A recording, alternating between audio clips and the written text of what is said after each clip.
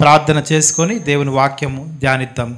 ప్రేమ కలిగిన మా ప్రియ పరలోకపు తండ్రి, ఈ యొక్క ఉదయకాల సమయంలో నాయన మరి నూతన సంవత్సరం మరి ఆరాధనలోనికి నీ బిడ్డలమైన మమ్మల్ని మీరు నడిపించిన విధానం బట్టి వందనములు. 2023వ సంవత్సరం అంతా మమ్మల్ని మీరు కాచి కాపాడిన నాయన విధానం బట్టి మీకు వందనములు. 2024 మా జీవితంలో నాయన ఆశీర్వాదకరంగా ఉండునట్లుగా నీ బిడ్డలను మీరు దర్శించి నీ యొక్క వాక్యము చేత వారిని బలపరచండి. అనేక మంది బిడ్డలు ఎంతో ఆసక్తితో వచ్చారు నాయన, నువ్వు వాగ్దానం ఇస్తావు, ఆ వాగ్దానం నెరవేర్చుటకు నువ్వు సమర్థుడు అనే ఒక ఆశతో చాలామంది బిడ్డలు ఇక్కడికి వచ్చి ఉండగా వారి జీవితంలో నీ యొక్క వాగ్దానము నాయన వారి విశ్వాసమును బట్టి ఈ సంవత్సర కాలం ముందు నెరవేర్చండి నాయన. వారి వారి అవసరతలు ఎరిగి ఉన్న దేవుడవు, ఉద్యోగము, వివాహము నాయన, మరి బిడ్డల కొరకు ప్రార్థిస్తున్న వారికి ఆర్థిక సమస్యలు, కోర్టు సమస్యలు ప్రభువా, ఆరోగ్య సమస్యలు ఉన్న వారికి స్వస్థత దయచేయండి నాయన. రక్షణ లేని బిడ్డలకు రక్షణ దయచేయండి నాయన. ఐశ్వర్యము, దీవెన ప్రభువా, ఘనత ప్రభువా సమస్తము నీ యొద్ద నుంచి మాకు వచ్చుచున్నవు గనుక ఏ బిడ్డకి ఏది అవసరమో అది మీరు వారికి అనుగ్రహించమని మీ సన్నిధిలో అడుగుతూ ఉన్నాను. ప్రతి ఒక్కరి పట్ల ప్రభువా ఈ రాత్రి కాలము ఈ యొక్క ఆరాధన వారి జీవితంలో ఒక పెను మార్పును, ఒక ఉజ్జీవము నాయన వారిలో కలుగునట్లుగా మీరు దీవించి మమ్మల్ని నడిపించమని నజరేయుడైన యేసయ్య పరిశుద్ధ నామములో ఈ ప్రార్థన అడిగి వేడుకుంటున్నాను తండ్రి, ఆమేన్. విశ్వాసం అనేది నిరీక్షించబడు వాటి యొక్క నిజస్వరు. హెబ్రీయులకు రాసిన పత్రిక 11వ అధ్యాయము 1వ వచనంలో ఉంది. చాలామంది అనుకుంటారు విశ్వాసము నమ్మకము ఒకటే అనుకుంటారు. దేవుని పట్ల విశ్వాసం వేరు, నమ్మకం వేరు. చాలామంది ఏమనుకుంటారు, నమ్మకం ఉంటే విశ్వాసం ఉన్నట్టే, విశ్వాసం ఉంటే నమ్మకం. మన దేశంలో మరి ఆయా ప్రాంతాల్లో ప్రజలు కొన్ని పనులు చేస్తారు. వాళ్ళకున్న భక్తిని వాళ్ళు చాటించుకోవటానికి దేవుని పట్ల కఠోరమైన దీక్షలు చేస్తారు. కానీ మనం రక్షణ పొందుకున్నాం. ఎందుకని? మనలో ఉన్నది విశ్వాసము. విశ్వాసమునకు నమ్మకానికి భేదం ఏంటంటే సరైన వ్యక్తి పట్ల ఉంచే నమ్మకమే విశ్వాసము. చప్పట్లు కొడతాం, హల్లెలూయా. నేను హైదరాబాద్లో కొత్తగా వెళ్ళినప్పుడు నేను చాలా నమ్మకంగా బస్సు ఎక్కాను ఒకసారి. ఎందుకంటే నాకు విషయం తెలియదు, సరైన బస్సు ఏంటో నేను తెలుసుకోకుండా చాలా నమ్మకంగా బస్సు ఎక్కాను. కోటి వెళ్ళాల్సింది BHL వెళ్ళా, ఆపోజిట్లో నమ్మకంగా ఎక్కాను. నేను ఎక్కితే ఆ బస్సు కరెక్ట్ ప్లేస్కి నాకు వెళ్తుందని. నా నమ్మకం నన్ను సరైన గమ్యానికి చేర్చిందా? ఏది చేరుస్తుంది? సరైన బస్సు పైన నమ్మకం ఉంచుకుంటే నా గమ్యాన్ని. అక్కడ BHLలో దిగాను, మళ్ళీ వెనక్కి వచ్చి రెండోసారి మళ్ళీ నేను బుద్ధి లేకుండా ఇంకో వ్యక్తి నడితే వాడికి తెలియదు, వాడు నాలాంటోడే, వాడు మళ్ళీ ఎక్కిస్తే మళ్ళీ నేను ఇంకో వైపు వెళ్ళిపోయాను, సికింద్రాబాద్ వైపు. 3 సార్లు రాంగ్ బస్ ఎక్కాక 4వసారి కోటి బస్ ఎక్కడం నాకు. దేవుని బిడ్డలారా, నువ్వు ఎంత బలంగా నమ్మేవు అనేది కాదు అక్కడ, ఎంత బలమైన వ్యక్తి పట్ల నువ్వు నమ్మకం కలిగి ఉన్నావో అది ఇంపార్టెంట్. హల్లెలూయా. మనందరం ఎందుకు రక్షణ పొందుకున్నామంటే మనం గొప్పవారిం కాదు, మన నమ్మకాలు గొప్పవి కాదు, మనం చేసే ప్రార్థనలు, పూజలు, పునస్కారాలు గొప్పవి కాదు, మనం నమ్మిన దేవుడు గొప్పవాడు. హల్లెలూయా. అటువంటి గొప్ప దేవుణ్ణి మనం తెలుసుకున్నాం కనుక మనలో ఉన్నది విశ్వాసం. ఈ రోజున 2024వ సంవత్సరంలో మనం ప్రవేశించాలంటే మనకు కావాల్సింది ఏంటండి? మనుషుల పట్ల నమ్మకాలు కాదు, నీ సొంత శక్తి పైన నీకు నమ్మకం కాదు, నీకున్న డబ్బు పైన నమ్మకం కాదు, గొప్ప దేవుని పైన నువ్వు విశ్వాసం ఉంచు. ఆవగించంత విశ్వాసం ఉన్నా నువ్వు రక్షించబడతావు. హల్లెలూయా. ఎందుకంటే ఆ దేవుడు నీ కోసం సమస్తము చేయగలుగుతాడు. హల్లెలూయా. దేవుని బిడ్డలారా, మరి ఈ విశ్వాసం అనేది ఎక్కడి నుంచి మనకు కలుగుతుందండి? వినుట వలన విశ్వాసము. రోమాపత్రిక 10వ అధ్యాయము 17వ వచనం. హల్లెలూయా. మరి అందుకే దేవుని వాక్యం మనం చదువుతూ ఉన్నాం. మనలో విశ్వాసానికి ప్రారంభం ఏంటి? దేవుని వాక్యము వినాలి. తర్వాత విశ్వాసాన్ని కొనసాగించేది ఎవరు? యేసు ప్రభువారు. అవునా? మరి హెబ్రీయులకు రాసిన పత్రిక 12:1-2లో మనం ఏం చూస్తాం? విశ్వాసమునకు కర్త, దాన్ని కొనసాగించేవాడు. ప్రారంభించేవాడు ఆయనే, దాన్ని కొనసాగించే దేవుడు కూడా ఆయనే. హల్లెలూయా. మరి మనం చూసినట్లయితే ఈ విశ్వాసంలో అనేక రకాల విశ్వాసాలు ఉంటాయి. చాలామంది మరి విశ్వాసం గురించి చెప్తారు కానీ దాన్ని పాటించరు. ఎందుకంటే వాళ్ళకి అనుభవపూర్వకంగా విశ్వాసం అనేది తెలియదు. ఇట్లా వాళ్ళు లెక్చర్ ఇచ్చినట్టుగా లెక్చర్ ఇస్తారు, స్పీచ్ ఇస్తారు. మరి నిజమైన విశ్వాసం అంటే మరి తమ్ముడు రాజు, అది నిజమైన విశ్వాసం. తను మాట్లాడటమే కాదు, తన క్రియల్లో కూడా తన విశ్వాసాన్ని కనపరిచాడు ఇక్కడ దేవుని ఆరాధించడం వల్ల. హల్లెలూయా.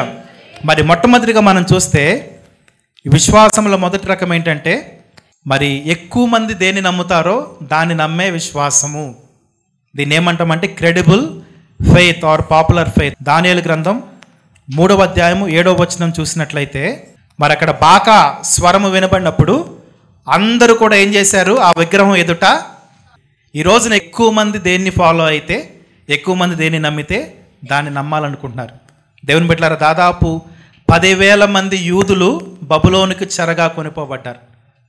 10,000 మంది దేవుని బిడ్డలు అక్కడ ఉన్నా కానీ ఆ బాకా స్వరం ఊదినప్పుడు, ఆ సంగీతం వచ్చినప్పుడు ఒక్కడు కూడా ఎదురు తిరగలేకపోయాడు.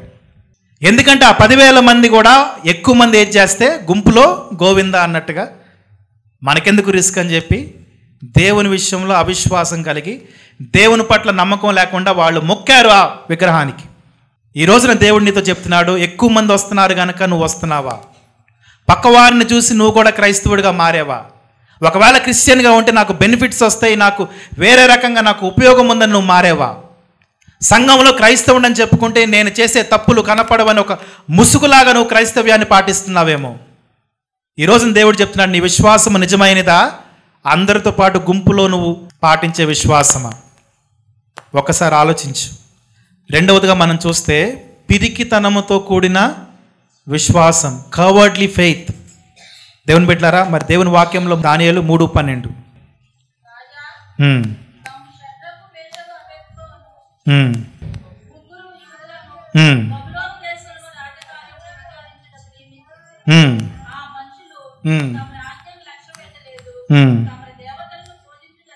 హల్లెలూయా.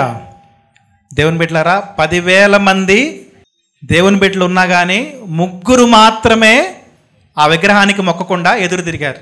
ఎంత అరుదుగా ఉందో చూడండి విశ్వాసం. ఈరోజు నువ్వు ఒక్కసారి ఆలోచించు, దేవుడు కనుక అటువంటి పరీక్ష నీకు పెడితే, నువ్వు ఒక పని చేస్తే చనిపోతావని అక్కడ శాసనం కనుక ఉంటే నువ్వు నిజంగా దేవుణ్ణి ఆరాధించగలవా? ఒకవేళ నీ కుటుంబంలో మరణం సంభవించినా కానీ నువ్వు దేవుణ్ణి ఆరాధించగలవా? నీకు ఒకవేళ అనారోగ్యంతో నువ్వు చనిపోతావని తెలిసినా కూడా నువ్వు దేవుణ్ణి స్తుతించగలవా? ఈ రోజున ఏం చేశారు? ఆ 3 షడ్రక్ మేషక్ అబేద్నెగోలు ఆ యొక్క విగ్రహానికి మొక్కలేదు. ఇది పిరికితనంతో కూడిన విశ్వాసం కాదు, ధైర్యంతో కూడిన విశ్వాసం. దేవుని బిడ్డలారా, దేవుని వాక్యంలో అనేక విషయాల గురించి మనం నేర్చుకోవచ్చు. ముఖ్యంగా మరి రిచర్డ్ ఉరుంబ్రాండ్ అనే ఒక వ్యక్తి ఉన్నాడు. టార్చర్డ్ ఫర్ క్రైస్ట్ అనే బుక్ మీరు ఇంటర్నెట్లో డౌన్లోడ్ చేసి చదవండి. నా చిన్నతనంలో నేను చదివాను. ఈ రిచర్డ్ ఉరుంబ్రాండ్ అనే వ్యక్తి రుమేనియా దేశంలో కమ్యూనిస్టు పరిపాలనలో మరి అతడు ఎంతో హింసించబడ్డాడు. ఆ రోజుల్లో ఎవరన్నా దేవుని నమ్ముకుంటే వాళ్ళని తీసుకెళ్లి జైల్లో పెట్టేవాళ్ళు. వాళ్ళని ఎంతగా చిత్రవద చేసేవాళ్ళంటే, వాళ్ళు కనీసం అటు ఇటు కదలటానికి వీలు లేకుండా ఎక్కడో భూమికి అనేక వందల అడుగుల లోతున చీకట్లో ఒక మనిషి మాత్రమే పట్టేంత సెల్లో వాళ్ళని ఉంచేవాళ్ళు. పగలేదో రాత్రేదో తెలిసేది కాదు. దాంతోనే 10 రోజులకి పిచ్చి వచ్చేస్తుంది.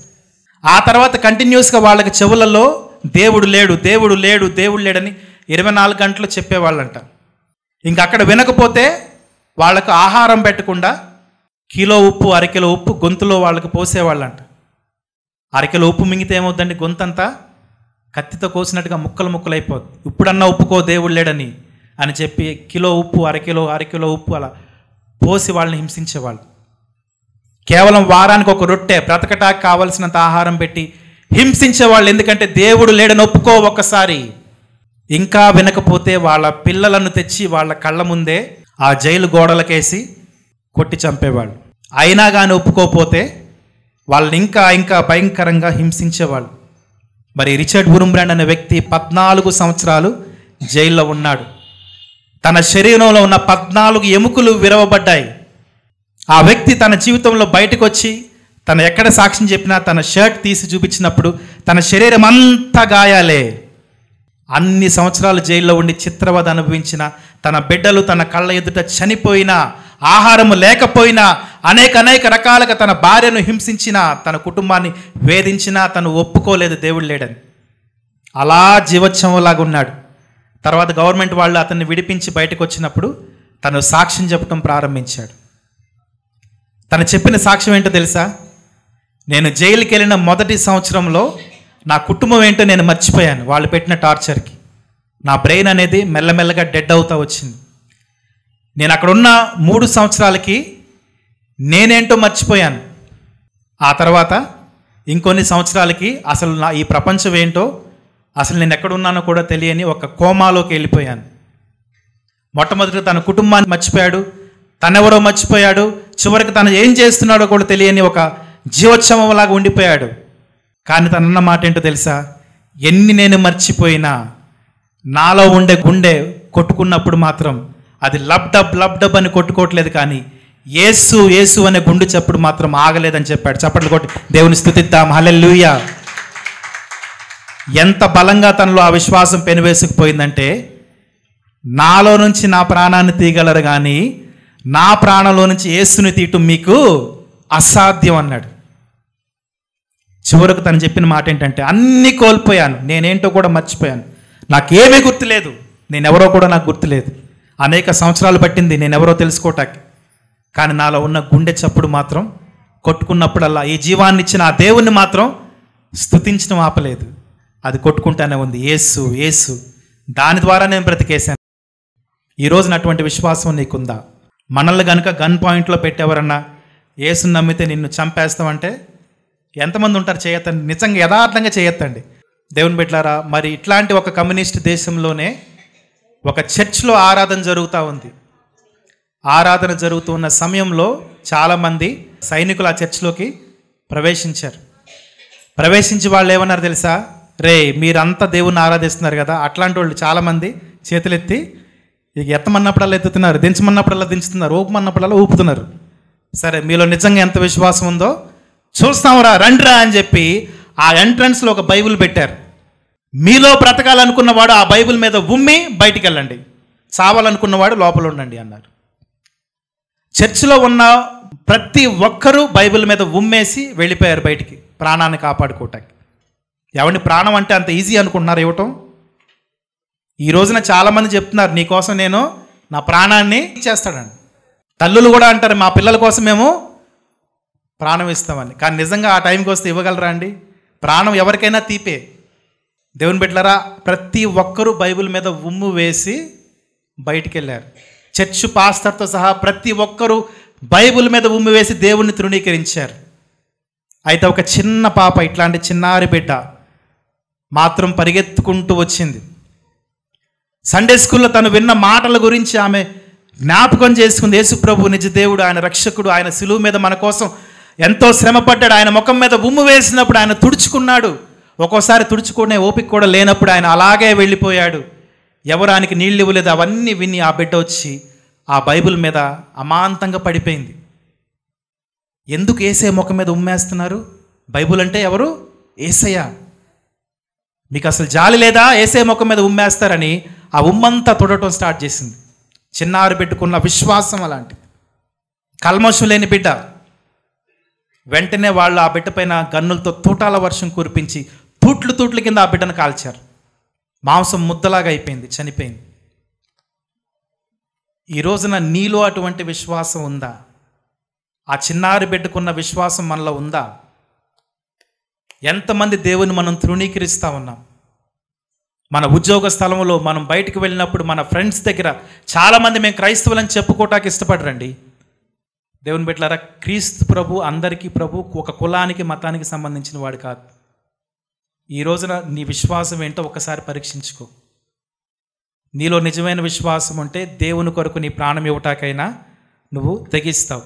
దేవుడు మనలో కోరుకునే ఒక విశ్వాసం చివరిగా నేను చెప్పి ముగిస్తాను. అదేంటంటే అన్కండిషనల్ ఫెయిత్. హల్లెలూయా. దేవుడు మనలో కోరుకునే విశ్వాసం ఏంటి? షరతులు లేని విశ్వాసం. దేవుని బిడ్డలారా, విశ్వాసంలో అనేక మెట్లు ఉంటాయి. మొట్టమొదటిగా మనం వినుట వలన విశ్వాసం సంపాదిస్తాం. ఆ తర్వాత అనుభవపూర్వక, ఎందుకంటే మరి దానియేలు కానీ షడ్రక్ మెషక్ అబేద్నెగోలు దేవుని యొక్క కార్యాలను అనుభవించారు. ఎట్లా అనుభవించారు? వారు రాజు యొక్క ఆహారాన్ని భుజించకుండా శాకాహారాన్ని భుజించి వారికంటే బలవంతులుగా, that is what we call experiential faith. Faith that comes with experience. మనం అనుభవించడం ద్వారా విశ్వాసం. ఇది రెండో మెట్టు. వినుట వలన విశ్వాసం, అనుభవపూర్వక. అందుకే యెహోవా ఉత్తముడని ఆయనను రుచి చూసి, ఇది బుక్లో చెప్తే వచ్చేది కాదు. మనలో చాలామందికి ఈ విశ్వాసం ఉంది, ఎందుకంటే మీరు దేవుణ్ణి స్తుతిస్తున్నారు, దేవుని సన్నిధిలో ఏడుస్తూ ఉన్నారు. ఎందుకంటే ఎన్నో ఎన్నో కార్యాలు దేవుడు మీ జీవితంలో చేశాడు కనుక మీలో అనుభవం ఉంది. అక్కడి నుంచి మనం ఏం చేయాలి? ఎవర్ రెడీ ఫెయిత్ అంటే అన్ని వేళలా సిద్ధముగా ఉండే విశ్వాసం. కొంతమందిలో అనుభవపూర్వక విశ్వాసం ఉంటుంది, కానీ ఎప్పుడు రెడీగా ఉండే విశ్వాసం ఉండదు. ఆ రోజు ఆ చర్చిలో ఉన్న ప్రతి ఒక్కరు కూడా విశ్వాసులే, కానీ సడన్గా గన్ పెట్టేసరికి they are not ready for that. ఈ రోజున దేవుడు చెప్తున్నాడు, నీలో విశ్వాసం ఎంత ఉంది?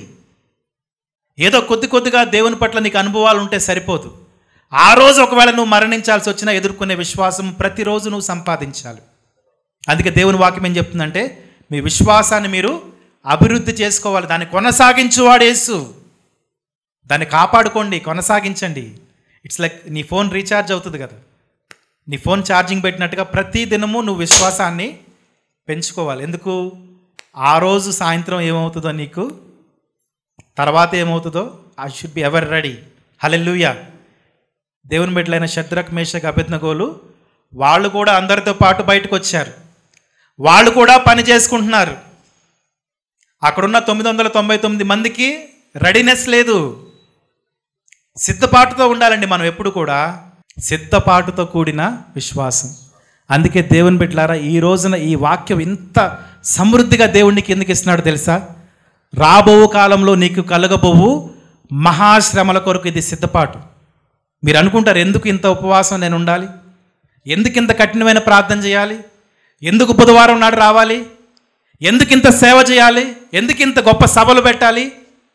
నేనైతే రెడీ అండి. నేను చెప్తున్నా, నాకు ప్రతిరోజు నేను రెడీ చావును ఎదుర్కోటానికి.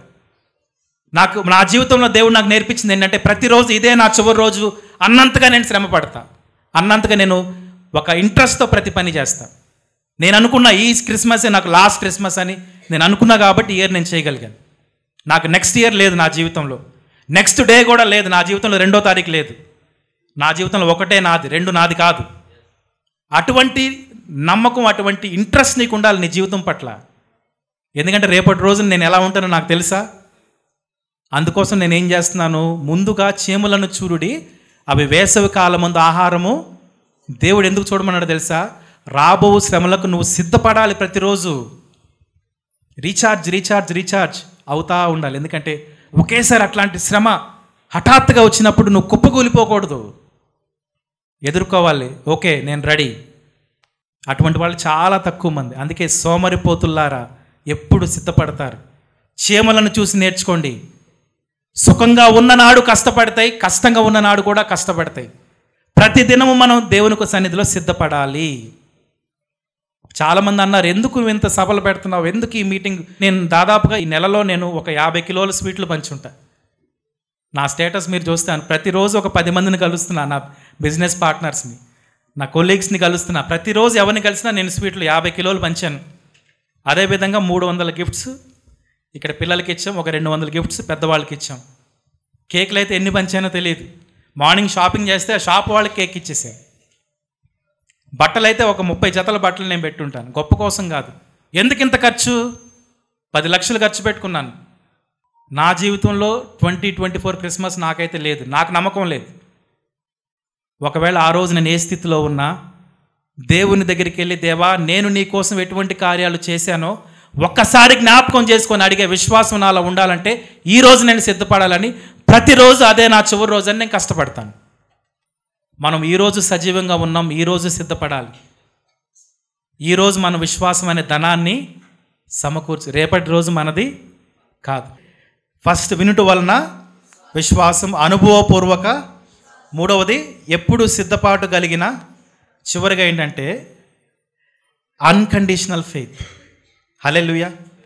దేవునిలో నువ్వు అనుభవపూర్వకమైన విశ్వాసం, యెహోవా ఉత్తముడు, యెహోవా ఉత్తముడు, యెహోవా ఉత్తముడు అని అనుభవించి సిద్ధపడి ఒకానొక స్టేజ్కి వస్తావు.